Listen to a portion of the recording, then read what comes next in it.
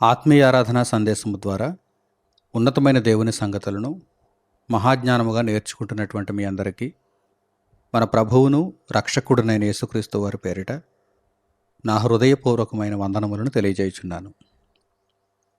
ప్రియులారా, దేవుని ఉన్నతమైన కృపను బట్టి పరిశుద్ధ గ్రంథం నుండి మన ఆత్మలకు కావలసిన అద్భుతమైనటువంటి సంగతులను ఈ సందేశము ద్వారా మనం నేర్చుకుందాం. దేవుని దగ్గరకు వచ్చేటువంటి ప్రతి వ్యక్తి కూడా పరలోకమును స్వతంత్రించుకోవాలనేటువంటి అభిలాషతో వస్తాడు. భక్తి మార్గములో చివరకు మనము పొందబోయేటువంటి ఫలితము లేక మనము అందుకోవలసినటువంటి లక్ష్యము ఏది అనగానే అది పరలోకము లేక నిత్యత్వ లోకము. ఆ నిత్యత్వమును సంపాదించని నాడు భక్తికి అర్థం లేదు. మనము దేవుని దగ్గరకు రావటంలో అర్థం లేదు. దేవుని యొద్దకు వచ్చినటువంటి ప్రతి ఒక్కరూ నిత్య జీవాన్ని కనుగొని నిత్య జీవమును స్వతంత్రించుకుని నిమిత్తము రావాలి. ఈరోజు ప్రతి ఒక్కరూ కూడా ఈ ప్రాథమికమైనటువంటి సంగతిని గుర్తెరగాలి. ప్రతిదానికి ఈ భూమి మీద ఒక లక్ష్యం అంటూ ఉంటుంది. ఒక వ్యాపారి ఎందుకు వ్యాపారాన్ని చేస్తాడు? లక్ష్యం ఏంటి? కాలక్షేపం చేయడానిక? తన షాపులో కూర్చొని హాయిగా కాలక్షేపం చేయడానికి వ్యాపారం చేస్తాడా? ఆ వ్యాపారి యొక్క లక్ష్యం ఏంటి? లాభం సంపాదించాలి. ₹1 పెట్టుబడి పెడితే ఆ పెట్టుబడిని మించినటువంటి లాభం అతనికి రావాలి. నష్టపోయే వ్యాపారాన్ని ఎవరు చేయాలనుకోరు. కాలక్షేపానికి కూడా ఎవరు వ్యాపారాన్ని చేయాలనుకోరు. ఒక వ్యాపారం యొక్క లక్ష్యం లాభం. అలాగే ఒక రాజకీయం యొక్క లక్ష్యం ప్రజాసేవ.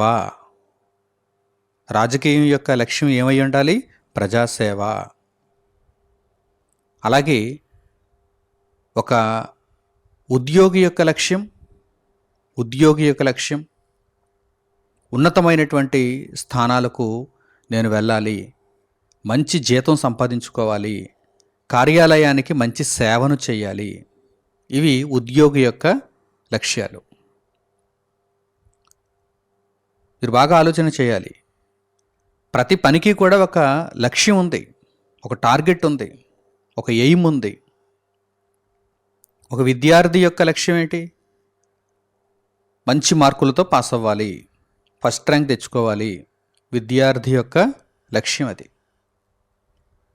ఈ లోకములో మనిషి యొక్క జీవనానికి సంబంధించినటువంటి అనేక కార్యకలాపాలు ఉన్నాయి. వీటన్నింటిలో కూడా ఏదో ఒక లక్ష్యం ఉంది. ఆ లక్ష్యాన్ని మనస్సులో పెట్టుకొని పనిచేస్తున్నారు. ఆ లక్ష్యమే ఆ పని చేయటానికి ప్రతిదినం ప్రేరణనిస్తోంది. మరి భక్తి విషయంలో మన లక్ష్యం ఏంటి? భక్తి విషయంలో మన యొక్క లక్ష్యం ఏంటి? గురి ఏమిటి? అపొస్తలుడైన పౌలు గారు నేను గురి యొద్దకే పరిగెత్తుచున్నాను అంటున్నారు. అంటే లక్ష్యమును మనస్సులో పెట్టుకొని ఆ గురిని దృష్టిలో ఉంచుకొని నేను భక్తి మార్గంలో కొనసాగుచున్నాను అని ఆయన పలుకుతున్నారు. అంటే భక్తికి ఒక లక్ష్యం ఉండాలి. మనము దేవుని దగ్గరకు వచ్చామంటే మనకు ఒక గురి ఉండాలి. మనం అందుకోవలసినటువంటి లక్ష్యము స్పష్టముగా మన కళ్ళ ముందు ఉండాలి. ఏమిటెంతకీ ఆ లక్ష్యం? పరిశుద్ధ గ్రంథాన్ని చదివిన ప్రతి ఒక్కరికి కూడా అర్థమవుతుంది. ఆదికాండము మొదలుకొని ప్రకటన గ్రంథం వరకు 66 పుస్తకాల యొక్క సారాంశమును గ్రహించిన ప్రతి ఒక్కరికి కూడా ఈ లక్ష్యం అంటే ఏంటో అర్థమవుతుంది. పరలోకమును స్వతంత్రించుకోవాలి, నిత్యత్వమును దక్కించుకోవాలి. ఈరోజు చాలామందికి ఈ లక్ష్యం తెలియదు, ఈ గురి తెలియదు. అసలు ఎందుకు వారు దేవుని దగ్గరకు వస్తున్నారో, ఎందుకు బాప్తిస్మం తీసుకుంటున్నారో, ఎందుకు సంఘంలో చేర్చబడుతున్నారో, ఎందుకు వాక్యం వింటున్నారో వారికి తెలియదు. ఎలా చెప్పగలుగుతున్నానంటే వారి యొక్క తీరు, వారి యొక్క ఆలోచనలు, వారి యొక్క క్రమం లక్ష్యము తెలియనట్టుగానే మనకు కనిపిస్తోంది. చాలామంది ఏమనుకుంటున్నారంటే, ఏదైనా ఒక కష్టం ఉంటే ఆ కష్టాన్ని పోగొట్టుకోవడానికి దేవుణ్ణి నమ్ముకోవాలి. శరీర సంబంధమైనటువంటి బ్రతుకును సజావుగా నడిపించుకోవటానికి మరణము వరకు, మరణంతో ఫుల్ స్టాప్ పెడుతున్నారు. మరణము వరకు ఈ బ్రతుకు చక్కగా ఉండాలంటే దేవుని సహాయం మనకు ఉండాలి అనేటువంటి ఉద్దేశంతో మాత్రమే దేవుని దగ్గరకు చాలామంది వస్తున్నారు. అంటే వారి యొక్క లక్ష్యం ఏంటన్నమాట, ఈ బ్రతుకు చక్కగా ఉండాలి అనేదే వారి లక్ష్యం. ఒక రోగం ఉండకూడదు, ఒక బాధ ఉండకూడదు, ఒక అప్పు ఉండకూడదు, ఒక సంతానం లేమి ఉండకూడదు, తిండికి లోటు ఉండకూడదు, వస్త్రానికి లోటు ఉండకూడదు.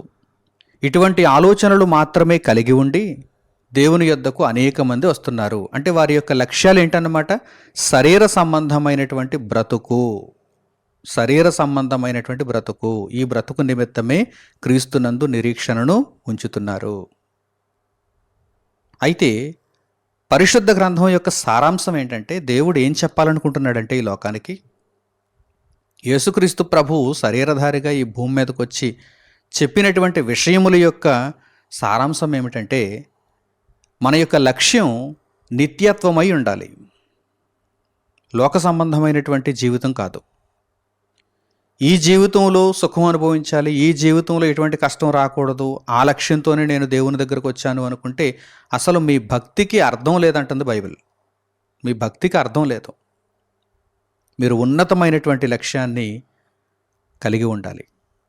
ఆ లక్ష్యమే పరలోకం. నిత్యత్వాన్ని నేను సంపాదించుకోవాలి, అందుకొరకు నేను దేవుని దగ్గరకు వచ్చాను.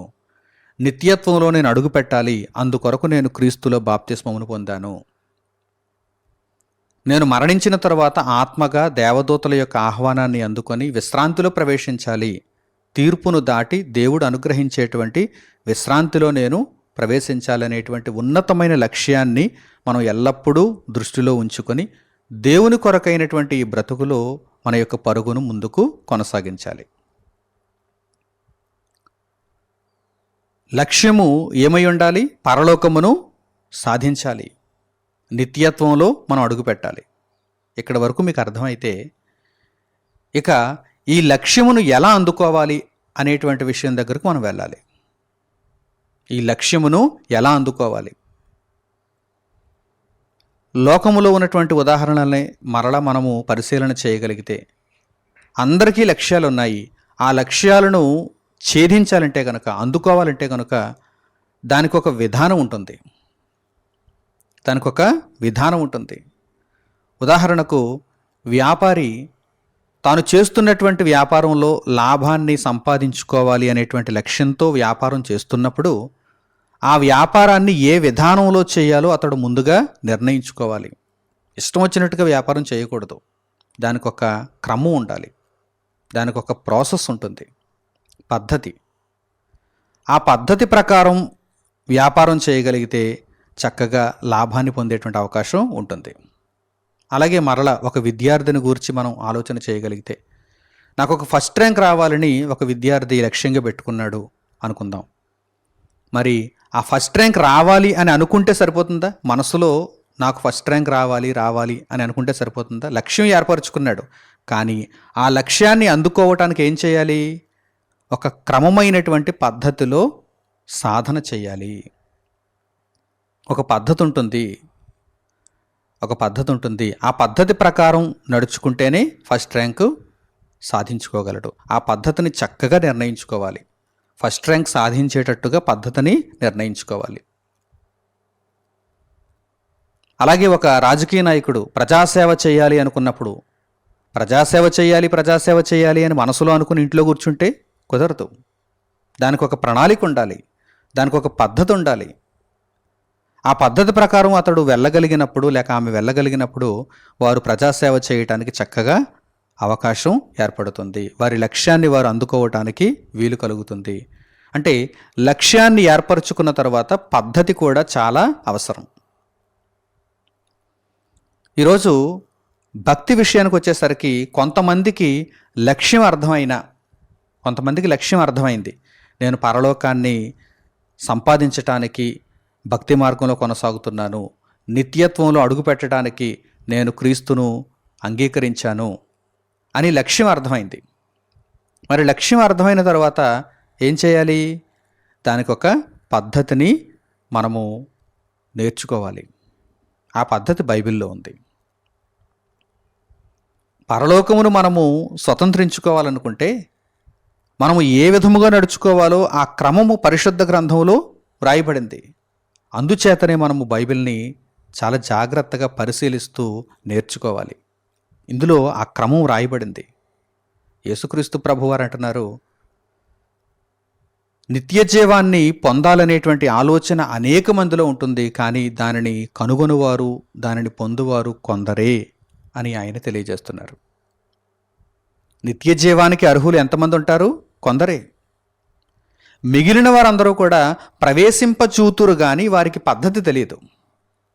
మిగిలిన వారు చాలామంది ప్రవేశింపచూతురు, కానీ వారికి పద్ధతి తెలియకపోవడం చేత వారు ప్రవేశించలేరు.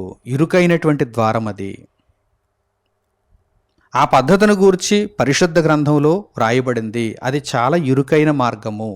ఇరుకైన మార్గము అనగానే అర్థం ఏంటంటే చాలా కష్టంతో కూడుకున్నది, ఇబ్బందితో కూడుకున్నది, వేదనతో కూడుకున్నది. పరలోకములో ప్రవేశించాలంటే కనుక భూమి మీద చాలా క్లిష్టమైనటువంటి బ్రతుకును మనము కలిగి ఉండాలి. కష్టాలుంటాయి, కన్నీళ్ళుంటాయి, శోధనలుంటాయి, వేదనలుంటాయి, అనేకుల వలన ఆపదలు ఉంటాయి. వీటన్నిటిని కూడా దేవుడు అనుమతిస్తాడు, ఆమోదిస్తాడు. ఎందుకంటే ఇరుకైన మార్గం. ఆ ఇరుకైన మార్గము ద్వారా మనం ప్రయాణం చేస్తూ లక్ష్యమును మర్చిపోకుండా లక్ష్యమును అందుకునేటట్టుగా మనము ముందుకు కొనసాగాలి అని యేసుక్రీస్తు ప్రభువారు తెలియజేస్తున్నారు. అనేకులు ప్రవేశింపజూతురు అంటే చాలామంది లక్ష్యమునైతే కనుగొనగలరేమో కానీ లక్ష్యమును అందుకోలేరు అని కూడా ప్రభువారు తెలియజేస్తున్నారు. ఒక్కసారి ప్రభువు యొక్క మాటలను పరిశుద్ధ గ్రంథం నుండి మనం ఆలోచన చేద్దాం. లూకాసు వార్త 13వ అధ్యాయము 22వ వాక్యం నుండి జాగ్రత్తగా మీరు గమనించండి. లూకాసు వార్త 13వ అధ్యాయము 22వ వాక్యం నుండి. ఆయన యెరూషలేమునకు ప్రయాణమైపోవచ్చు బోధించుచు పట్టణములలోను గ్రామములలోను సంచారము చేయుచుండెను. ఒకడు, ప్రభువా, రక్షణ పొందువారు కొద్దిమందేనా అని ఆయనను అడుగగా, ఆయన వారిని చూచి, ఇరుకు ద్వారమున ప్రవేశింప పోరాడుడి, అనేకులు ప్రవేశింపజూతురు గాని వారి వలన కాదని మీతో చెప్పుచున్నాను అన్నారు. రక్షణ పొందువారు కొద్దిమందేనా అని ఒకనికి సందేహం వచ్చింది. ఎందుకంటే యేసుక్రీస్తు ప్రభు వారి యొక్క బోధనలను వింటున్నప్పుడు ఆ సందేహం ఖచ్చితంగా వస్తుంది. ఆయన అధికారము కలిగినటువంటి బోధన బోధించారు. అందరి వలె ఆయన బోధించలేదు. దేవుని నమ్ముకోండి, ఒక నమస్తే పెట్టండి దేవునికి, దేవుడు మీకు కాక ఇంకెవరికి ఇస్తాడు పరలోకాన్ని, మీకే దీవెన, మీకే ఆశీర్వాదం, అలాంటి బోధలు ఆయన చేయలేదు. ముఖస్థుతితో ఆయన బోధలు చేయలేదు. ఖచ్చితత్వంతో ఆయన బోధలు చేశారు. ఉన్నది ఉన్నట్టుగా ఆయన నేర్పించారు. కనుక ఆయన మాటలను విన్నటువంటి వారికి ఎవరికైనా సరే ఒక సందేహం వస్తుంది. అదేంటంటే రక్షణ పొందువారు కొద్దిమందేనా? కొద్దిమందే ఉంటారా రక్షణ పొందేవారు? ఈయన మాటలను బట్టి చూస్తే పరలోకాన్ని అందుకోవడం చాలా కష్టంలా ఉంది, నిత్యత్వంలో ప్రవేశించడం చాలా ఇబ్బందిలా ఉంది. దాని కొరకు మనం చాలా సాధన చేయాల్సి ఉంది. రక్షణ పొందువారు కొద్దిమందేనా అంటే ప్రభువారు వెంటనే అవునంటున్నారు. అవును, ఇరుకు ద్వారమున ప్రవేశింప పోరాడుడి, ఇరుకు ద్వారమున ప్రవేశింప పోరాడుడి, అనేకులు ప్రవేశింపజూతురు. ఆ ఇరుకు ద్వారమున అనేకులు వెళ్ళాలి అనుకుంటారు, కానీ ఆ ప్రారంభంలోనే ఆగిపోతారు. ఆ ద్వారం దగ్గరే ఆగిపోతారు. ఎందుకంటే ఇరుకుగా ఉంది, మార్గం ఇరుకుగా ఉంది, ద్వారం ఇరుకుగా ఉంది, మనం ప్రవేశించలేము అని చెప్పి అక్కడతో సరిపెట్టుకుని అక్కడతో ఆగిపోతారు. లక్ష్యం తెలిసినా సరే అందుకోలేని వారు చాలామంది ఉంటారు. అనేకులు ప్రవేశింపజూతురు కానీ వారి వలన కాదు, వారి వలన కాదు. ఎందుకంటే వారు చాలా విషయాలలో తగ్గిపోవాలి, వారు చాలా విషయాలలో దేవునికి లోబడిపోవాలి. మరి లోబడనప్పుడు వారి వలన ఎలా అవుతుంది? వారి వలన ఎలా సాధ్యమవుతుంది? కనుక వారి వలన కాదు అని యేసుక్రీస్తు ప్రభువారు తెలియజేశారు. ప్రియులారా, పరలోకాన్ని స్వతంత్రించుకోవాలి అనేటువంటి లక్ష్యమును మనము మొట్టమొదట తెలుసుకోవాలి. ఆ లక్ష్యము మనకు అర్థమైన తర్వాత ఎలా స్వతంత్రించుకోవాలి అనేటువంటి విధానం కూడా మనకు పరిశుద్ధ గ్రంథము ద్వారా తెలియాలి. పరిశుద్ధ గ్రంథము ద్వారా తెలియాలి. ఆ విధానము చాలా క్లిష్టమైనది అని మనకు ప్రభువు మాటల్లో అర్థమవుతుంది. ఇరుకు ద్వారమున ప్రవేశింప పోరాడాలి. ఇరుకు ద్వారమున ప్రవేశింప పోరాడాలి. ఈ పద్ధతిని చక్కగా నేర్చుకున్నప్పుడు మనము దేవుని కొరకు బ్రతికిన వారమై పరలోకాన్ని స్వతంత్రించుకునేటువంటి అవకాశం కలుగుతుంది. ఇప్పుడు అపోస్తులుడైనటువంటి పౌలు గారు కొరింథీయులకు రాసినటువంటి మొదటి పత్రిక 9వ అధ్యాయము 24వ వాక్యంలో మనం చూడగలిగితే ఆయన ఏ విధముగా తన లక్ష్యమును అందుకోవటానికి ప్రయత్నం చేస్తున్నారో మనకు అర్థమవుతుంది. ఒక విషయాన్ని గురించి అక్కడ ఆయన ఉదాహరణగా చూపిస్తూ మనము మన లక్ష్యాన్ని అనగా పరలోకమును నిత్యత్వమును స్వతంత్రించుకోవాలంటే అందుకోవాలంటే ఏ విధముగా మనము వెళ్ళాల్సి ఉందో ఆ యొక్క పద్ధతి ఏ విధంగా మనము రూపుదిద్దుకొని ముందుకు కొనసాగాల్సి ఉందో పౌలు గారు తెలియజేస్తున్నారు. చూద్దాం, ఆ మాటలను మనం చూద్దాం. ఏ ఉదాహరణను ఆయన ప్రయోగించారో మనం చూద్దాం. కొరింథీయులకు పౌలు గారు రాసినటువంటి మొదటి పత్రిక 9వ అధ్యాయము 24వ వాక్యాన్ని చూడండి. పందెపు రంగమందు పరిగెత్తు వారందరూ పరిగెత్తుదురు గాని యొక్కడే బహుమానము పొందునని మీకు తెలియదా? ఏ ఉదాహరణ తీసుకున్నారు? ఒక రన్నింగ్ రేస్ తీసుకున్నారు ఆయన, పరుగు పందెం. ఈ పరుగు పందెంలో మొదలైనటువంటి ప్రతి ఒక్కరికి కూడా ఒక ఆశ ఉంటుంది. అందరికీ ఒకే ఆశ. ఏమిటా ఆశ? ఆ యొక్క బహుమతిని నేను అందుకోవాలి. పరుగు పందెంలో ఒక 10 మంది పాల్గొన్నారనుకోండి, 10 మందికి కూడా ఆ ఆశ ఉంటుందా ఉండదా? ఉంటుంది. అంతే తప్ప ఈ 10 మందిలో ఒక్కడికే వస్తుంది కనుక ఆ ఒక్కడిని నేను కాదేమో అనుకుని నీరసించిపోయి అక్కడే ఆగిపోతారా? అక్కడే ఆగిపోయినటువంటి వారు ఎందుకు పరుగు పెడతారు? ప్రతి ఒక్కరిలో కూడా ఒక ఆలోచన ఉంది, ఒక బలమైనటువంటి ఆశ ఉంది. ఆంగ్లంలో దీనిని జీల్ అంటారు. పట్టుదలతో కూడినటువంటి ఆశ. ఏమిటా ఆశ? ఆ బహుమతిని నేను అందుకోవాలి.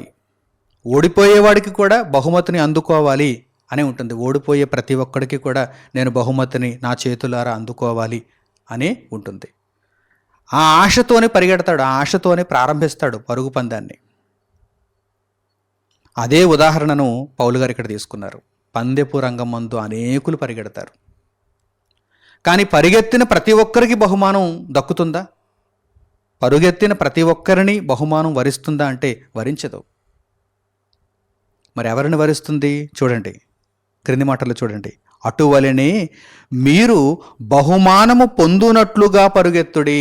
బహుమానము పొందునట్లుగా పరుగెత్తినటువంటి వారికి ఆ బహుమానం దక్కుతుంది, అందుతుంది.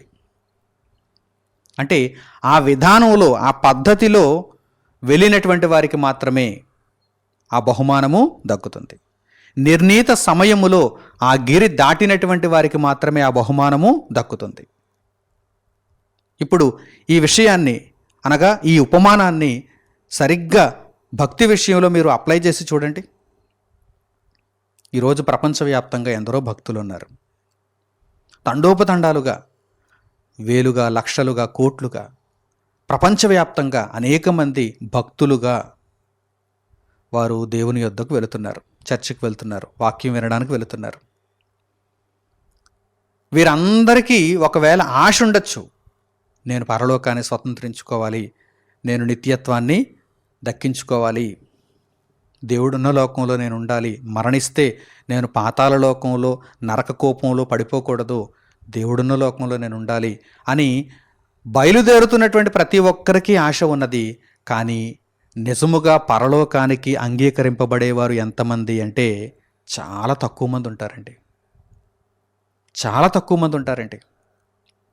ఎంత తక్కువ మంది అంటే ఒక పరుగు పందెంలో బహుమతి ఒక్కడికే వచ్చినట్టుగా ఈరోజు రక్షణ పొందేవారు కూడా చాలా తక్కువ మంది.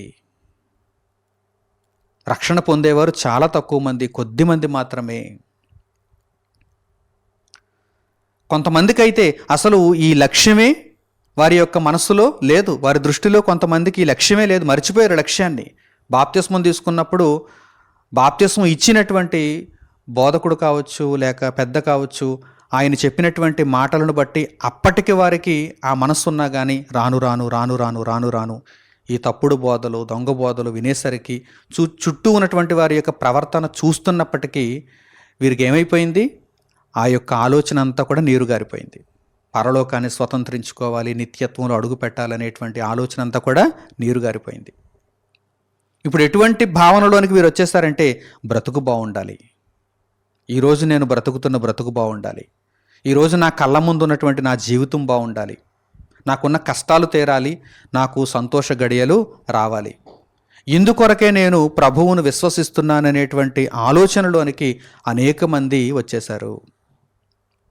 వారి యొక్క లక్ష్యం, వారి యొక్క గురి ఈరోజు నిత్యత్వాన్ని సంపాదించడం అంటే కానే కాదు అన్నట్టుగా మనకు కనిపిస్తుంది. నిజంగా ఒకవేళ కొంతమందికి నేను పరలోకాన్ని పొందాలి, నేను నిత్యత్వంలో అడుగు పెట్టాలనేటువంటి ఆలోచన ఉన్నా కానీ, కొంతమందికి అటువంటి ఆలోచన ఉన్నా కానీ దానిని అందుకునేటువంటి ప్రయత్నాలను సరిగ్గా చేయగలుగుతున్నారా? ఆ పద్ధతిని సరిగ్గా పాటించగలుగుతున్నారా? పౌలు గారు ఇక్కడ అంటున్నారు, పందెమందు ఎలా పరిగెత్తాలి? బహుమానము పొందునట్లుగా పరిగెత్తాలి. ఏదో పందెంలో పాల్గొన్నాంలే, పరిగెత్తాలి కనుక పరిగెత్తుదాం అన్నట్టుగా కాదు. భక్తి విషయంలో కూడా ఏదో బాప్తిస్మం తీసుకున్నాంలే, బైబిల్ చేత పట్టుకొని ప్రతి ఆదివారం చర్చికి వెళ్దాం, లేకపోతే శుక్రవారం చర్చికి వెళ్దాం, ఏదో మొక్కుబడిగా కార్యక్రమాలను పూర్తి చేసుకుందాం అనేటువంటి విధానంలో కాదు. బహుమానము పొందునట్లుగా అంటే నిత్యత్వాన్ని స్వతంత్రించుకునేటట్లుగా, పరలోకంలో ఖచ్చితంగా అడుగు పెట్టేటట్టుగా, మరణిస్తే నా ఆత్మ నిత్య జీవాన్ని తప్పనిసరిగా చూస్తుంది అనేటటువంటి విధానంలో మనము భక్తిని కొనసాగించుకోవాలి. బహుమానము పొందునట్లుగా మనము పరిగెత్తాలి. ఇక పౌలు గారు తిమోతితో పంచుకుంటున్నటువంటి కొన్ని అద్భుతమైనటువంటి సూత్రాలను కూడా ఇప్పుడు మనము జ్ఞాపకం చేసుకుందాం. పౌలు గారు తిమోతికి రాసినటువంటి 2వ పత్రిక 2వ అధ్యాయము 1వ వాక్యం నుండి మీరు చూడండి. భక్తి విషయంలో మనకు ఒక లక్ష్యం ఉంది, పరలోకాన్ని స్వతంత్రించుకోవాలి, నిత్య జీవాన్ని మనం కాపాడుకోవాలి అనేటువంటి ఒక లక్ష్యం ఉంది. ఆ లక్ష్యాన్ని అందుకోవాలంటే మన యొక్క పద్ధతి, మన జీవన విధానం ఎలా ఉండాలో ఇప్పుడు జాగ్రత్తగా మీరు గమనించండి. పౌలు గారు తిమోతికి రాసినటువంటి 2వ పత్రిక 2వ అధ్యాయము 1వ వాక్యము నుండి, నా కుమారుడా, క్రీస్తు యేసునందున్న కృపచేత బలవంతుడవు కమ్ము. క్రీస్తు యేసునందున్న కృపచేత బలవంతుడవు కమ్ము అంటే అర్థం ఏంటంటే, శారీరక బలాన్ని గురించి ఇక్కడ పౌలు గారు తిమోతితో చెప్పటం లేదు, ఆత్మ బలాన్ని గురించి చెబుతున్నారు. ఆత్మీయముగా నీవు అన్ని విషయములలోనూ కూడా బలముగా ఉండాలి, బలహీనంగా కాదు, అన్ని విషయములను గ్రహించిన వాడవుగా ఉండాలి, దేవుని కొరకు చక్కగా బ్రతుకుతున్న వాడవుగా ఉండాలి అని చెబుతూ ఏమంటున్నారు చూడండి, నీవు అనేక సాక్షుల ఎదుట నా వలన వినిన సంగతులను ఇతరులకు బోధించుటకు సామర్థ్యము గల నమ్మకమైన మనుష్యులకు అప్పగింపుము. దేవుని వాక్యమును నీవు నేర్చుకున్న దానిని అంతటినీ కూడా మరల తరువాతి తరాలకు అందజేసేవాడవుగా ఉండాలి. నమ్మకమైన మనుష్యులకు ఈ బోధను అప్పగించు. ఈ బోధ నాతోనూ నీతోనూ ఆగిపోయేదిగా ఉండకూడదు. ఈ బోధను నమ్మకమైనటువంటి మనుషులకు అప్పగించు. ఆ తర్వాత క్రీస్తు యేసు యొక్క మంచి సైనికుని వలె నాతో కూడా శ్రమను అనుభవించుము. ఇక్కడ ఒక సైనికుని ఉదాహరణగా పౌలు గారు చూపిస్తున్నారు. ఎవరికి మనం సైనికులుగా పనిచేయాలి? క్రీస్తు యేసుకు. క్రీస్తు యేసు యొక్క మంచి సైనికుల వలె మనం పనిచేయాలి. ఇదిగో పౌలు గారు కూడా క్రీస్తు యేసు యొక్క సైనికుని వలె పనిచేస్తున్నాడు. అలాగే తిమోతి కూడా క్రీస్తు యేసు యొక్క సైనికుల వలె పనిచేయాలని పౌలు గారు కోరుకుంటున్నారు. ఆ విధముగా శ్రమను అనుభవించు అంటే ఒక సైనికునిగా నీవు నిద్రపోవడం కాదు కానీ, ఒక సైనికునిగా నీవు ఆదమరిచి ఉండడం కాదు కానీ, ఒక సైనికునిగా నీవు యుద్ధం చేయాలి, అపవాదితో యుద్ధం చేయాలి. ఈ పోరాటమును చక్కగా నీవు ముగించాలి. పరలోకమును పొందాలి అనుకుంటే పరలోకమును నీవు పొందలేవు. పరలోకమును పొందేటట్టుగా నీవు బ్రతికితేనే నీవు పరలోకమును పొందగలవు అని పౌలు గారు ఇక్కడ చాలా చక్కగా వివరిస్తున్నారు. ఒక ఉదాహరణను చూపిస్తున్నారు. ఒక సైనికుడు క్రీస్తు యేసు యొక్క సైనికులు మనం అందరం. మనం అందరం క్రీస్తు యేసు యొక్క సైనికులము కనుక చక్కగా శ్రమను అనుభవించాలి అని చెబుతూ ఏమంటున్నారు చూడండి, సైనికుడు ఎవడును యుద్ధమునకు పోవునప్పుడు తన్ను దండులో చేర్చుకొనిన వానిని సంతోషపెట్టవలెనని ఈ జీవన వ్యాపారములలో చిక్కుకొనడు. సైనికుని యొక్క లక్ష్యం ఏదై ఉండాలి? నేను యుద్ధంలో గెలుపొందాలి, శత్రువును ఓడించాలి. ఇదే మనసులో ఉండాలండి. సైనికుని యొక్క దృష్టి అంతా కూడా శత్రువును ఓడించడం మీదే ఉండాలి.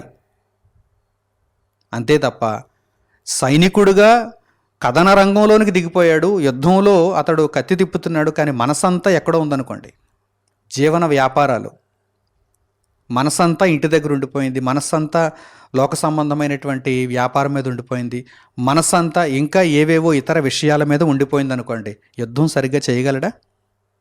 యుద్ధం సరిగ్గా చేయగలడా? శత్రువు వచ్చి ఇదే అదును అనుకొని సరిగ్గా అతన్ని సంహరించేస్తాడు. అప్పుడు మనము క్రీస్తు యేసు యొక్క మంచి సైనికుని వలె పోరాడగలిగేటువంటి అవకాశం ఉంటుందా చెప్పండి? లేదు. కనుక ఏదో నామమాత్రంగా నాకు పరలోకం కావాలి అని మనం అనుకొని భక్తి మార్గంలో కొనసాగితే సరిపోదు. భక్తి మార్గంలో మనం ఎలా కొనసాగాలి? పరలోకమును ఖచ్చితంగా నేను పొందాలి, పరలోకమును పొందటానికి నేను ఏ విధంగా బ్రతకాలో ఆ బ్రతుకును నేను కొనసాగించుకోవాలి, ఆ పద్ధతిని నేను అవలంబించాలి అనేటువంటి విధానంలో మనం వెళ్ళగలిగితేనే పరలోకాన్ని మనం పొందేటువంటి అవకాశం కలుగుతుంది. అందుచేతనే పౌలు గారు తిమోతితో ఈ విషయాన్ని పంచుకుంటున్నారు. ఒక సైనికుడైన వాడు తన్ను దండులో చేర్చుకుని వారిని సంతోషపెట్టాలని యుద్ధాన్ని సరిగ్గా చేయాలి, కానీ జీవన సంబంధమైనటువంటి వ్యాపారములలో చిక్కుకుంటే అతడు యుద్ధాన్ని ఎలా చేయగలడు? తన్ను దండులో చేర్చుకుని వారిని ఎలా సంతోషపెట్టగలడు? మనలను తన రాజ్యములో చేర్చుకున్నటువంటి యేసుక్రీస్తు ప్రభువును మనము సంతోషపెట్టాలంటే ఈ రాజ్యములో నివసించినటువంటి ఈ కాలమంతా కూడా మనము క్రీస్తు యేసు యొక్క మంచి సైనికుని వలె పోరాడాలి. ఈరోజు ఈ జ్ఞానం ఎంతమందికి ఉందో చెప్పండి. అసలు దేవుని దగ్గరకు మేము వచ్చామంటే మాకు లాభం ఏమిటి అనేటువంటి ఆలోచనలతోనే ఉన్నారు తప్ప, దేవుని దగ్గరకు మేము వచ్చామంటే మేము శ్రమను అనుభవించి దేవునికి లాభాన్ని సంపాదించి పెట్టాలి అనేటువంటి భావనతో ఎంతమంది ఉన్నారు చెప్పండి. మీకు బాగా అర్థమవుతుందా? దేవుని దగ్గరకు మేము వచ్చామంటే దేవుని వలన మాకు లాభం ఏమిటి అని అడుగుతున్నారు. మాకు లాభం ఏమిటి? ఈరోజు మాకు లాభం ఏమిటి? రేపు మాకు లాభం ఏమిటి? మేము దేవుని దగ్గరకు వచ్చామంటే మరి మాకు ఇవ్వాలి కదా. ఈ విధమైనటువంటి భావనతో ఈరోజు అనేక మంది భక్తిహీనతలోనే కొనసాగుతున్నారు. వీరిని భక్తులు అని చెప్పడం కంటే భక్తిహీనులు అని చెప్పాలి.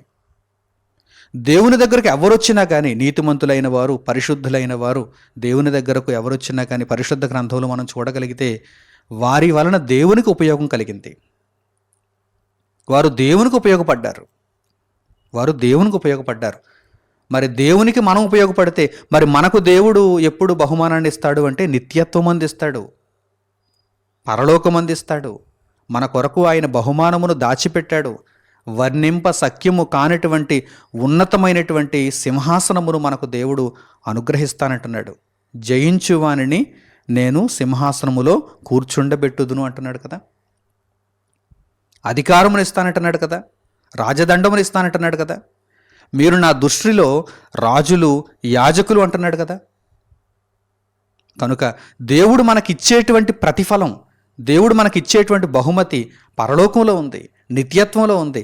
మరి ఇప్పుడు మనము దేవుని కొరకు ఉపయోగపడాలి, మనము దేవుని కొరకు సేవ చేయాలి, మన వలన దేవునికి లాభం ఉండాలి. అంతే తప్ప నేను దేవుని దగ్గరకు వచ్చాను నాకు లాభం ఏంటి అని అడగకూడదు. అలా అడిగేవారు అసలు భక్తులే కాదు. అదే విషయాన్ని పౌలు గారు ఇక్కడ తిమోతితో చెబుతున్నారు. మనలను దండులో చేర్చుకున్నాడు యేసుక్రీస్తు ప్రభు, మనలను దండులో చేర్చుకున్నాడు. మనము క్రీస్తు యేసు యొక్క మంచి సైనికుని వలె పోరాడాలి. మనం పోరాడుతున్నప్పుడు ఈ జీవన సంబంధమైనటువంటి వ్యాపారాలలో చిక్కుకున్నామా యుద్ధాన్ని సరిగ్గా చేయలేం. యుద్ధం బలహీనమైపోతుంది. యుద్ధం బలహీనమైందంటే శత్రువు ఏం చేస్తాడు? ఇదే అదునని చెప్పి మనలను నాశనం చేసేస్తాడు. ఇక మరల మనం కోలుకోలేనటువంటి దెబ్బను మన మీద కొడతాడు వాడు. కనుక నా ప్రియులైనటువంటి సహోదరి సహోదరులారా, మీరు ఎల్లప్పుడూ కూడా ఈ భక్తి జీవితంలో మొట్టమొదట లక్ష్యాన్ని తెలుసుకోండి. ఆ గురిని చూడండి. పరలోకం, నిత్యత్వం, దేవుడున్న లోకం, ఆత్మగా నేను నిత్యత్వాన్ని స్వతంత్రించుకోవాలి అనేటువంటి లక్ష్యంతో మీరు భక్తి మార్గంలో కొనసాగండి. కేవలం అనుకుంటే సరిపోదు గనుక ఆ పద్ధతిని తెలుసుకోండి. ఆ పద్ధతిని తెలుసుకోండి. బహుమానము పొందేటట్టుగా పరుగెత్తేవాని వలె మీరు దేవుని కొరకు చక్కగా దేవుడు చెప్పిన విధానంలో జీవించండి. పరలోకమును పొందేటట్టుగా జీవించండి. అలాగే క్రీస్తు యేసు యొక్క ఒక మంచి సైనికుని వలె ఈ జీవన సంబంధమైనటువంటి వ్యాపారాలలో చిక్కుకోకుండా మిమ్మును దండులో చేర్చుకునే వారిని సంతోషపెట్టాలనేటువంటి ఉద్దేశంతో శ్రమను అనుభవించండి. దేవుని కొరకు మంచి యుద్ధాన్ని అపవాదితో చేయండి. అలాగే తర్వాతి మాటలు కూడా చూడండి. మరియు జట్టి అయిన వాడు పోరాడునప్పుడు నియమ ప్రకారము పోరాడకుంటే వానికి కిరీటము దొరకదు. ఒక జట్టి అయిన వాడు ఎలా పోరాడాలి? నియమ ప్రకారము పోరాడాలి. నియమం ఉంది, నియమం ఉంది, ఒక ప్రణాళిక ఉంది. దాని ప్రకారం మనం వెళ్ళకపోతేనండి అస్సలు మనము పరలోకాన్ని స్వతంత్రించుకోలేం, అస్సలు మనం నిత్యత్వాన్ని పొందలేం. ఈరోజు లక్ష్యం ఉన్నది అని తెలుసుకుంటే సరిపోతుందా? లక్ష్యాన్ని నేను స్వతంత్రించుకోవాలి, పరలోకాన్ని నేను పొందాలి అని మనం అనుకుంటే సరిపోతుందా? కేవలం మన ఆలోచనలలో ఆ లక్ష్యం ఉంటే సరిపోతుందా? లేదు. దాని ప్రకారం, ఆ నియమం ప్రకారం మనం పోరాడాలి. ఇక్కడ చెబుతున్నారు చూడండి పౌలు గారు, జట్టి అయిన వాడు పోరాడునప్పుడు నియమ ప్రకారము పోరాడకుంటే వానికి కిరీటము దొరకదు. ఒక నియమం ఉంది, ఒక ప్రణాళిక ఉంది, ఒక పద్ధతి ఉంది. ఆ ప్రకారం పోరాడకుంటే వానికి కిరీటము దొరకదు. జట్టి అని పేరు పెట్టుకున్నంత మాత్రాన కిరీటం వచ్చేస్తుందండి? నేను జట్టిని, నేను గొప్ప సైనికుడిని, గొప్ప సైన్యాధిపతిని, గొప్ప రాజును అని మనం పేరు పెట్టుకున్నంత మాత్రాన మనకు కిరీటం దక్కుతుందా? మంచి పోరాటం, నియమ ప్రకారమైనటువంటి పోరాటం. ఫస్ట్ ర్యాంక్ తెచ్చుకునేటువంటి పిల్లల్ని చూడండి, వాళ్ళు ఒక టైం టేబుల్ వేసుకుంటారు. ఆ టైం టేబుల్ ప్రకారం ఉదయం 4 గంటలకు లేవాలనుకుంటే 4 గంటలు లేచిపోతారు. అక్కడి నుంచి చదవడం ప్రారంభిస్తారు. వారికంటూ ఒక ప్రణాళిక ఉంటుంది. ఫస్ట్ ఏ సబ్జెక్ట్, ఆ తర్వాత ఏ సబ్జెక్ట్, ఆ తర్వాత ఏ సబ్జెక్టు, ఎంత సమయం. వారు చదువుతున్నంతసేపు కూడా దృష్టిని ఆ చదువు మీదే వారు కేంద్రీకరిస్తారు. ఇక ఇతర వ్యసనాల జోలికి వారు వెళ్ళరు. అటువంటి వారికే ఫస్ట్ ర్యాంక్ వస్తుంది. కావాలంటే మీరు వారిని ఇంటర్వ్యూ చేసి చూడొచ్చు. వారు చెప్పేటువంటి మాటలు మీకు అర్థమవుతాయి. నేను ఒక ప్రణాళికతో వెళ్ళాను అంటారు. నీట్లో ఫస్ట్ వచ్చింది అనగానే వారి దగ్గరకు వెళ్ళి మీరు అడగగానే నేను ఒక ప్రణాళికతో చదివాను, ప్రణాళికాబద్ధంగా నేను వెళ్ళాను. లక్ష్యం అయితే చాలామందికి ఉంది. పరీక్ష రాసినటువంటి ప్రతి ఒక్కరికి ఉంది లక్ష్యం. లక్ష్యం అర్థమైంది వారికి. కానీ ఎలా పోరాడాలో వారికి తెలియలేదు. ఆ నియమ ప్రకారం వెళ్ళడం అంటే ఏమిటో వారికి తెలియలేదు. కొందరికే తెలిసింది. వారు మాత్రమే ర్యాంకర్స్ లిస్టులో ఉన్నారు. మీకు అర్థమవుతుందా? ఈరోజు పరలోకంలో మన పేరు కూడా ఉండాలంటే, జీవగ్రంథమందు మన పేరు లిఖింపబడాలంటే, ఖచ్చితంగా మనము నిత్యత్వాన్ని స్వతంత్రించుకోవాలి అంటే నియమ ప్రకారము పోరాడకుంటే మనకు కిరీటము దొరకనే దొరకదు. నియమ ప్రకారం పోరాడాలి. ఆ నియమాలు పరిశుద్ధ గ్రంథంలో ఉన్నాయి. ఏమాత్రము వాటిని క్రమం తప్పకుండా జాగ్రత్తగా పాటిస్తూ మనం ముందుకు కొనసాగగలిగితే పరలోకం మనదే, పరలోకం మనదే. మొట్టమొదటి లక్ష్యాన్ని తెలుసుకోండి. ఆ లక్ష్యాన్ని ఛేదించటానికి ఏ విధముగా మీరు ఆ పోరాటాన్ని జరిగించాలో ఆ విధముగానే క్రీస్తు యేసులో ముందుకు కొనసాగండి. అలాగే పౌలు గారు ఇంకా ఎవరిని గురించి చెబుతున్నారో తెలుసా? వ్యవసాయకుడు. చూడండి తరువాత మాటలు చూడండి. పాటుపడిన వ్యవసాయకుడే మొదట ఫలములలో పాలు పుచ్చుకొనవలసిన వాడు. పాటుపడిన వ్యవసాయకుడు. ఒక రైతును కూడా మనం చూసినప్పుడు, వ్యవసాయం చేసేటువంటి వ్యక్తిని మనం చూసినప్పుడు, ఫలమును పొందాలి అనుకుంటే కుదురుతుందా? ఫలము పొందేటట్టుగా అతడు వ్యవసాయం చేయాలి. సకాలంలో నీరు పెట్టాలి. సకాలంలో ఒకవేళ వాటికి ఏవైనా రోగాలు సంక్రమిస్తే పురుగుల మందు కొట్టాలి. సకాలంలో ఎరువులు వేయాలి. ప్రాణానికి ప్రాణంగా చూసుకుంటూ ఉంటారు కొంతమంది రైతులు. ప్రాణానికి ప్రాణంగా వారు పెంచుతున్నటువంటి ఆ యొక్క పంటనంతటిని కూడా చాలా జాగ్రత్తగా కాపాడుకుంటూ ఉంటారు. పంట చేతికి వచ్చేటంత వరకు కూడా వారు చాలా జాగ్రత్తగా ఉంటారు. పాటుపడిన వ్యవసాయకులు వారే కదండి ఫలాన్ని చేతికి అందించుకుంటారు. లేదు విత్తనాలు జల్లేశాడు, ఆ తర్వాత ఎప్పుడో వచ్చాడు మరలా అంటే అసలు ఆ పంట ఏమైనా చేతికి వస్తుందా, కనిపిస్తుందా? ఈలోపు ఎన్నో అవాంతరాలు ఆ పంటకు కలిగి ఉండొచ్చు. ఆ పంట అంతా నాశనం అయిపోయి ఉండొచ్చు. ప్రతిరోజు కంటికి రెప్పలా కాపాడుకున్నవాడు చివరకు ఆ ఫలాన్ని పొందుతాడు. ఈ విషయాలన్నిటినీ కూడా దేవుడు పరిశుద్ధ గ్రంథంలో పొందుపరిచి మనకు నేర్పిస్తున్నాడు. ఇదిగో లక్ష్యాన్ని చూడండి, ఆ గురిని చూడండి, పరలోకము, నిత్యత్వం. ఆ లక్ష్యాన్ని మీరు అర్థం చేసుకున్న తర్వాత నియమ ప్రకారము పోరాడండి. పాటుపడిన వ్యవసాయకుడే ఆ పంటను ఎలాగైతే చేతికి అందించుకుంటాడో ఆ విధముగా మీరు పాటుపడండి, మంచి పోరాటాన్ని పోరాడండి, శ్రమను అనుభవించండి. అప్పుడు మీరు ఖచ్చితంగా ఆ ఫలాన్ని దక్కించుకుంటారు. కనుక ప్రియులైనటువంటి నా సహోదరి సహోదరులారా, దేవుడు మన ముందుంచినటువంటి ఈ లక్ష్యమును చక్కగా మీరు అర్థం చేసుకున్నవారై, అనగా పరలోకమును, నిత్యత్వమును మనం స్వతంత్రించుకోవాలనేటువంటి ఈ లక్ష్యమును గూర్చి మీరు అర్థం చేసుకున్నవారై, ఆ లక్ష్యమును నేను అందుకోవాలంటే కనుక చక్కగా ఒక సరైనటువంటి విధానంలో, దేవుడు చెప్పినటువంటి క్రమములో నేను వెళ్ళాలనేటువంటి ఉద్దేశంతో మీరు ముందుకు కొనసాగగలిగితే దేవుని కృప మీకు తోడుగా ఉంటుంది. పరలోకమును మీరు ఖచ్చితంగా స్వతంత్రించుకుంటారు. మంచి నిర్ణయాలు తీసుకుంటారని హృదయపూర్వకంగా మిమ్మల్ని అందరినీ కోరుకుంటూ ఈ సందేశమును ఇంతటితో నేను ముగిస్తున్నాను. తండ్రి అయిన దేవునికి ప్రార్థనలో ఏకీభవించండి. మహోన్నతుడును మహాపరిశుద్ధుడునైన మా కన్న తండ్రి, ఉన్నతమైనటువంటి సందేశమును మాకు అనుగ్రహించి మేము కలిగి ఉండవలసినటువంటి లక్ష్యమును గూర్చి మాకు నేర్పించి, నిత్యత్వమును ఏ విధము చేతనైనను మేము స్వతంత్రించుకోవాలని మాకు బోధించినందుకు మా హృదయపూర్వకమైన కృతజ్ఞతాస్తుతులను మీకు తెలియజేస్తున్నాము. భక్తి పరమార్థమును మీరు మాకు తెలియజేశారు. మీ మాటలలో ఉన్నటువంటి సారాంశమును గ్రహించి ఇక మీదట జీవన సంబంధమైనటువంటి వ్యాపారములలో చిక్కుకొనకుండా నియమ ప్రకారము పోరాడి కిరీటము పొందేటట్టుగా, బహుమానము పొందేటట్టుగా చక్కని పోరాటమును మేము జరిగించగలుగుటకు, మీ ఇష్టమును పరిపూర్ణముగా నెరవేర్చుకొనగలుగుటకు మాకు సహాయమును దయచేయండి. ఇరుకు ద్వారమున ప్రవేశించి నిత్యత్వమును ఏ విధముగా అయితే పొందాలో నేర్చుకున్న వారమై, ద్వారము దగ్గరనే ఆగిపోకుండా, విశాలమైనటువంటి మార్గములో వెళ్ళ చూడకుండా, మీ కొరకు నిబద్ధతతో మా జీవితమును సంపూర్ణముగా సమర్పించుకున్న వారమై, నిత్యత్వమును ఖచ్చితంగా కాపాడుకొనగలుగుటకు మాకు బుద్ధిని అనుగ్రహించమని మిమ్మల్ని వేడుకుంటూ, ఈ మీ మాటలు విన్నటువంటి ప్రతి ఒక్కరిలో జీవవాక్యము ప్రతిఫలించేటట్లుగా కృపను దయచేయమని మిమ్మల్ని కోరుకుంటూ, మా ప్రార్థనా మనవులను మా ప్రభువును మా రక్షకుడునైన యేసుక్రీస్తు వారి పేరిట మిమ్మల్ని వేడుకొనిచున్నాము తండ్రి. ఆమెన్. అందరికీ వందనములు. సెలవు.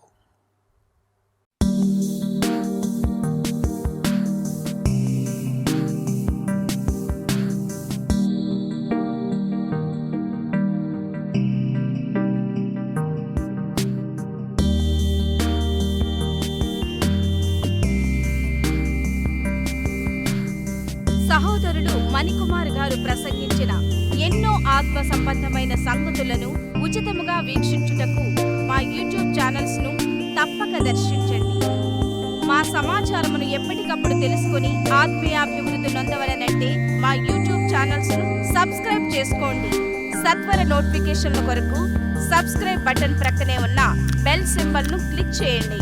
మరిన్ని వివరములకు మీరు సంప్రదించవలసిన మా ఫోన్ నెంబర్స్ 8978414178 మరియు 83392766. ధన్యవాదములు. ఈ కార్యక్రమమును అనేక మందికి పరిచయం చేయగలరని ఆశిస్తున్నాము. ప్రభువైన యేసుక్రీస్తు పేరిట మీకు శుభములు.